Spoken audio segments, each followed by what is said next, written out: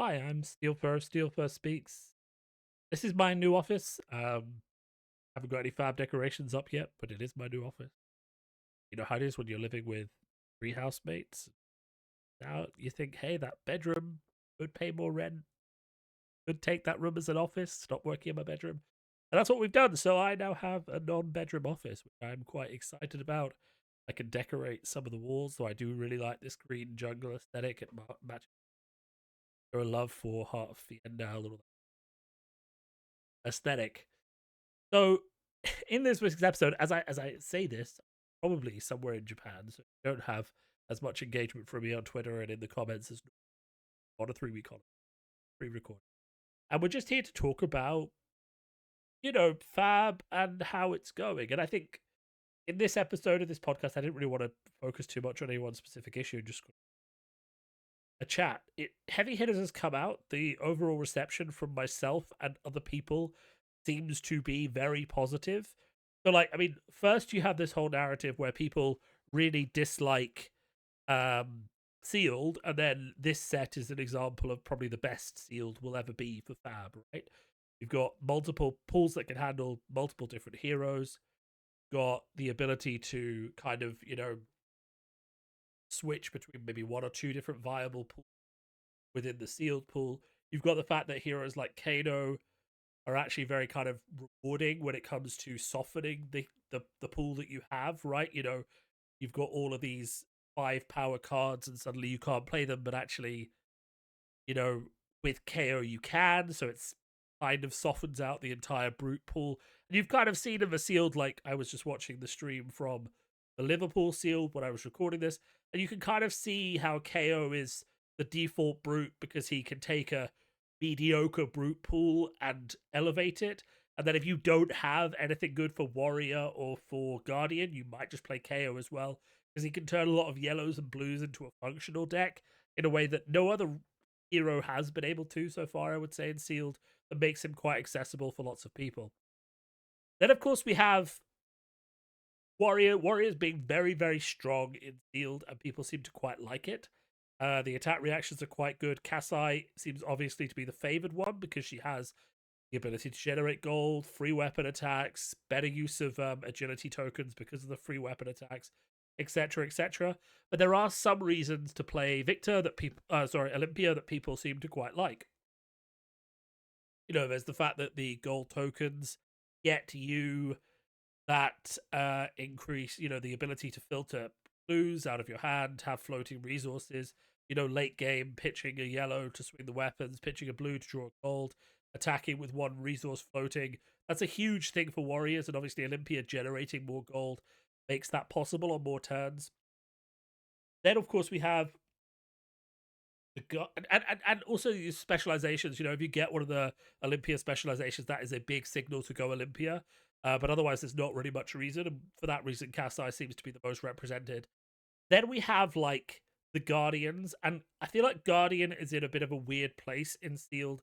In all the Sealed tournaments I've looked at so far, the Guardian amount of players comes in like kind of much lower than the others, and I think that is for two reasons. Like, the first hand, you have how easy it is to build a KO pool, and on the second, you have how easy it is to build, or how rewarding it is to build with attack reactions and warriors. And then you've got Guardian, which is in this bit of this weird place, right? Wager is not consistently amazing, though Betsy can close out games with her overpower ability, so let's not underestimate that. But Wager's not consistently amazing because a lot of heroes can block quite well. So even if you do go Betsy and you have these Wager and Sealed, like, it's not guaranteed you're going to get those tokens, and you might just end up giving a lot of those tokens to your opponent because you don't know how good their deck is. And then there's Victor. And, if you watch the covering for Liverpool, there's like 10, 15 Victors in the entire thing. And I mean, there was only 4 Rhinos, but that's just because KO is much, much easier to build and much more forgiving in Sealed. We actually saw one of the Rhinos do quite well so far in the Sealed portion of the event.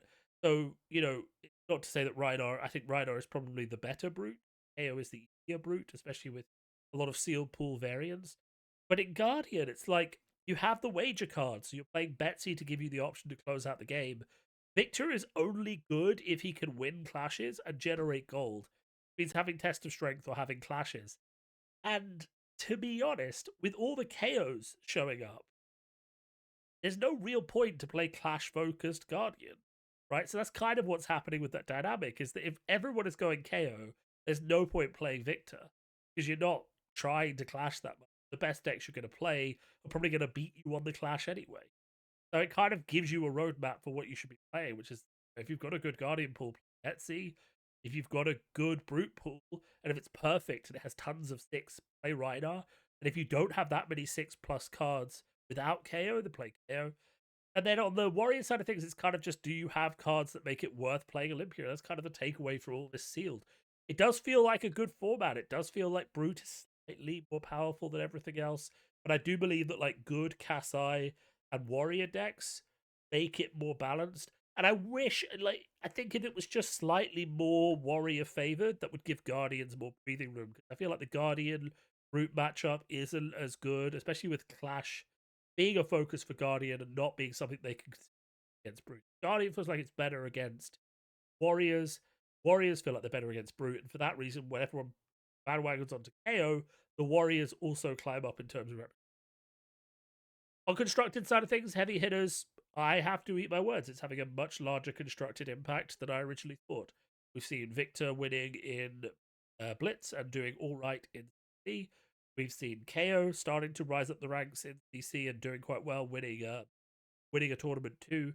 And it just kind of seems like Brute got massive power boost. Guardian got a few extra cards. But this set has actually had quite a big impact on the meta. So I have to eat my hat on that one. It seems to have done quite well. I think that's quite a good thing, to see how it's done. Any other thoughts? LSS. So this is just one thought to sort of wrap up this episode. So it'll take a few minutes to get through. LSS, right? We've been talking a lot about how they've ramped up employee numbers. But in truth, they have massively ramped up their marketing time budget spend, I would say considerably. Now, look, we've seen 2 or 3 things that are. First thing is, all of these videos that they're paying to get done for the set release, with the animation and, all these other things are fantastic. They're also paying more writers to get more lore done on the new heroes that are coming in, like things like rewriting Rhinar's lore so it makes sense for deathmatch, for heavy hitters, rather than, what it was before. All these little changes are just a ramping up of this marketing engine to see that more is delivered.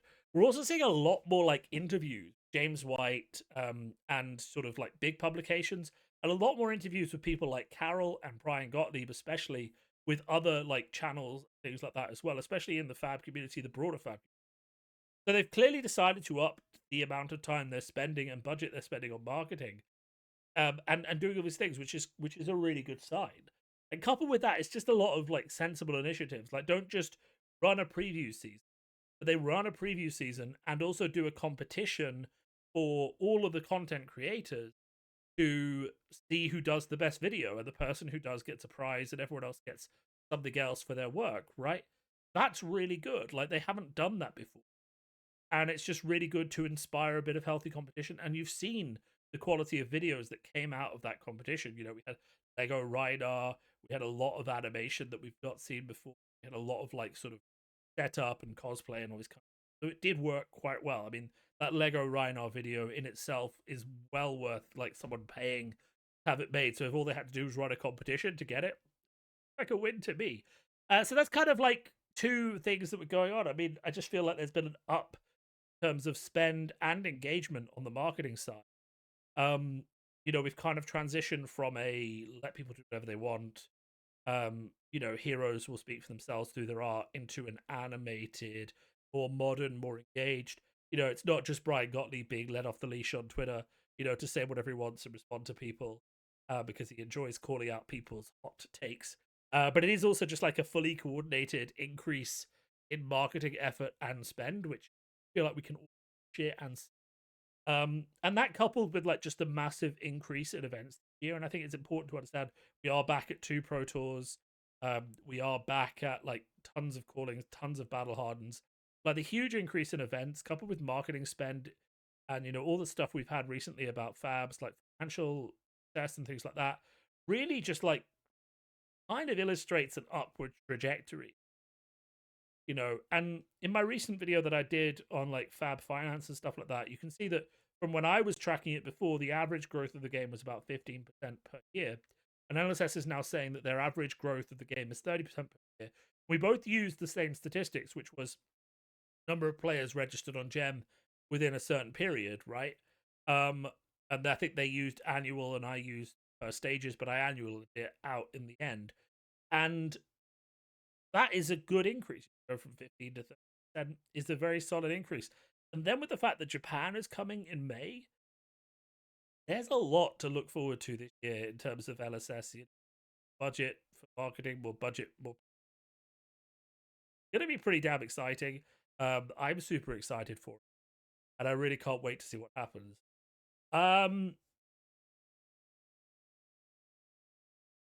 Aside from that, I mean, what else has been going on? We kind of just had our regular slew of events and kind of like lots of sort of things going on with commenting and casting. I will say, like, I once again, I think it is worth having a discussion, but more voices from EU need to be added to the Premier casting team. I don't really care who it is. Like, it's obviously not going to be me at this point, given that I've done one tournament and done. But like, you've got Howling Minds, you've got Shamir, you've got Erica, you've got any of the guys from Push the Point. You know, especially like someone like Hamish is just full of life.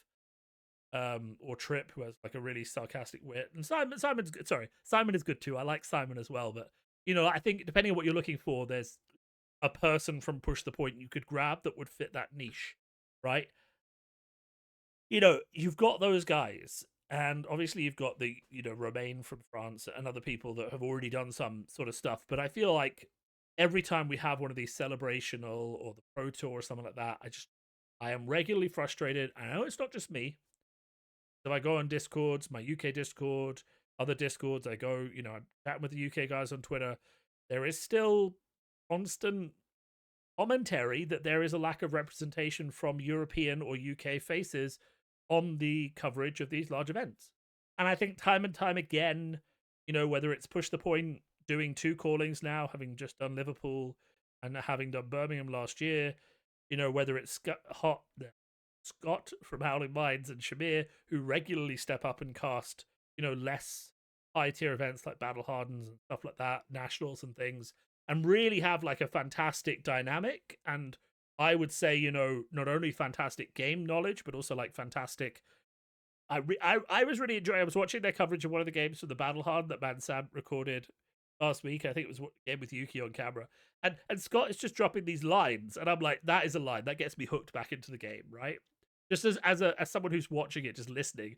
And when he jumps in one of those lines, they're catchy. I'm not just hearing what's happening in the game, but I'm also being hooked in a kind of like a fun, mentally stimulated way that makes me want to listen for longer. And I don't want to call out names, but I definitely don't know that I agree that everyone who's currently on the roster for International Fabcast has that. But I will say, like, everyone who's currently casting is good. That's not really the point, right? Everyone who's currently casting is fantastic, right? I enjoy all of these people getting up there and casting. Brendan Patrick's great. Blake's good. He's a bit of fun. Brian Gottlieb is fun when he hops on the mic. They're all good. They're all fine. Genuinely, the main problem with them, from my perspective, is that they don't represent me. They don't sound like me. They don't sound like people who sound like near where I'm from, right? Because I'm not being UK biased. I mean, I like the way Europeans sound. I like the way people from my broad communities. And I have to say that I feel like those voices are missing. And every time I turn on the stream and it's just North Americans, flavor of North American, I just don't like it as much. And that maybe it's personal preference, but I feel like a lot of people in Europe feel the same. It is about seeing people who resemble us casting in some way, and they're not there, right? And I feel like that just has to be said again. It has to be said regularly. It's nothing against the people who are doing it. They're doing a great job. I watch entire tournaments, right? Whole weekends. If there's a Pro Tour, I'm not at it. I will be watching the stream all day, and it will be fantastic. I watch Worlds coverage, right? All those things. I watch them, when I wasn't playing the tournaments, I tuned in. And if I'm not out at the weekend, like I have not been out this weekend because I'm packing for a trip, watching the calling Liverpool, I am glued. I have the thing open 10, 12 hours, 8 hours both days, however long it's on for. So I watch a lot of Fab casting. I am one of the people who are your target audience. Now, there's an argument that I am not part of the main target audience.